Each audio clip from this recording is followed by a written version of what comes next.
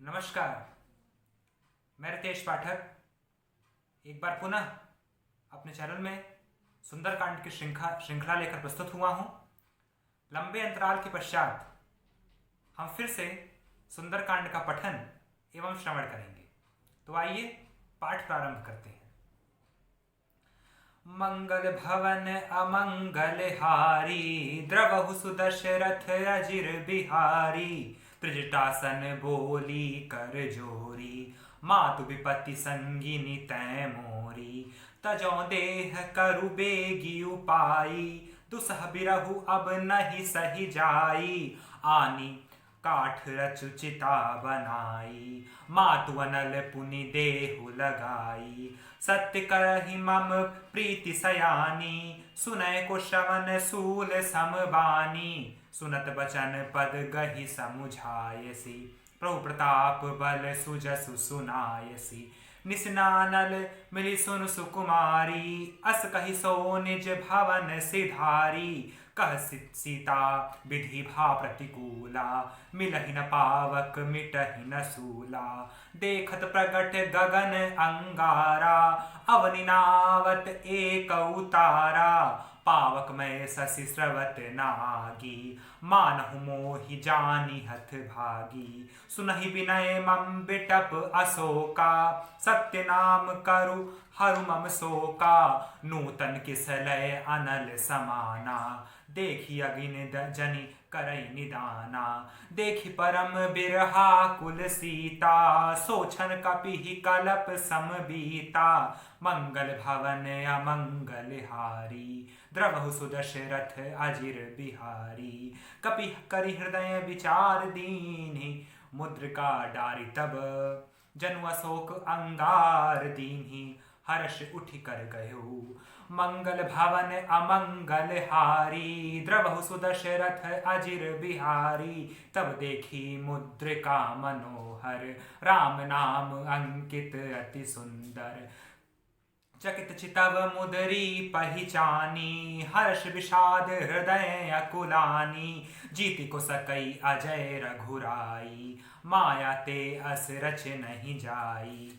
सीता मन विचार कर नाना, मधुर बचन बोले हनुमाना। रामचंद्र गुण बरनय लागा, सुनतहि सीता कर दुख भागा। लागी सुनय श्रवण मन लाई, आदिहु ते सब कथा सुनाई। श्रवणामृत जेहि कथा सुहाई, कहि सो प्रगट होत किन भाई। तब हनुमंत निकट चली गयऊ, फिर बैठी मन विस्मय भयऊ। रामदूत मैं मातु जानकी, सत्य शपथ करुणा निधान की। यह मुद्रिका मातु मैं आनी, दीन्हि राम तुम कह सही दानी। नर बानर ही संग कहूँ कैसे, कही कथा भई संगति जैसे। मंगल भवन अमंगल हारी, द्रवहु सुदशरथ अजिर बिहारी। कपि के बचन सप्रेम सुनी, उपजा मन विश्वास। जाना मन क्रम बचन यह, कृपा सिंधु कर दास। मंगल भवन अमंगल हारी, द्रवहु सुदशरथ अजिर बिहारी।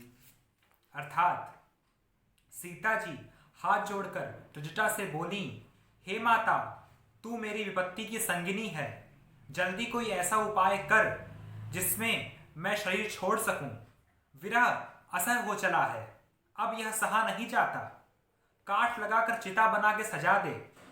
हे माता, फिर उसमें आग लगा दे। हे सयानी, तू मेरी प्रीति को सत्य कर दे।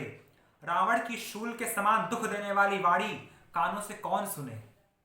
सीता जी वचन सुनकर त्रिजटा ने चरण पकड़कर उन्हें समझाया और प्रभु का प्रताप बल और सुयश सुनाया। उसने कहा कि हे सुकुमारी, रात्रि के समय आग नहीं मिलेगी। ऐसा कहकर वह अपने घर को चली गई। सीता जी मन ही मन कहने लगी, क्या करूं, विधाता ही विपरीत हो गया। न आग मिलेगी, न पीड़ा मिटेगी। आकाश में अंगारे प्रकट दिखाई दे रहे हैं, पर पृथ्वी पर एक भी तारा नहीं आता। चंद्रमा अग्निमय है, किंतु वह भी मानो मुझे हतभागिनी जानकर आग नहीं बरसाता।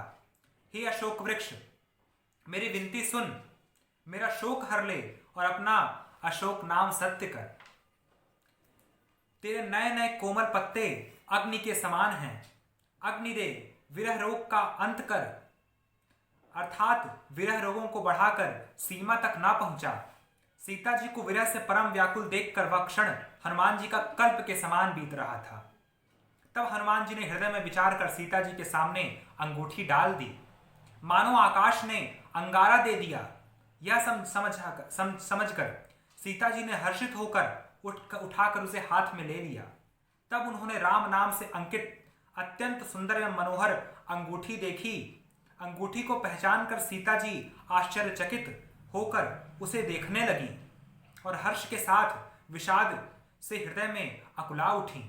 वे सोचने लगी, श्री रघुनाथ जी तो सर्वथा अजेय हैं, उन्हें कौन जीत सकता है। और माया से, ऐसी माया के उपादान से सर्वथा रहित दिव्य चिन्मय अंगूठी बनाई नहीं जा सकती। सीता जी मन में अनेक प्रकार के विचार कर रही थीं। इसी समय हनुमान जी मधुर वचन बोले। वे श्री रामचंद्र के गुणों का वर्णन करने लगे, जिनके सुनते ही सीता जी का दुख भाग गया। वे कान और मन लगाकर उन्हें सुनने लगीं। हनुमान जी ने आदि से लगाकर सारी कथा सुनाई। सीता जी बोली, जिसने कानों के लिए अमृत रूप यह सुंदर वचन कहा है, हे भाई प्रकट क्यों नहीं होता। तब हनुमान जी उनके पास चले गए। उन्हें देखकर सीता जी फिरकर मुख फेर कर बैठ गईं और मन में उनके आश्चर्य हुआ।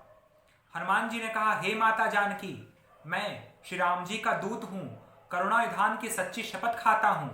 हे माता, यह अंगूठी मैं ही लाया हूं।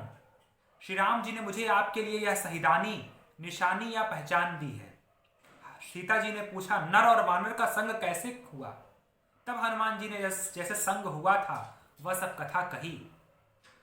हनुमान जी के प्रेम युक्त वचन सुनकर सीता जी के मन में विश्वास उत्पन्न हो गया।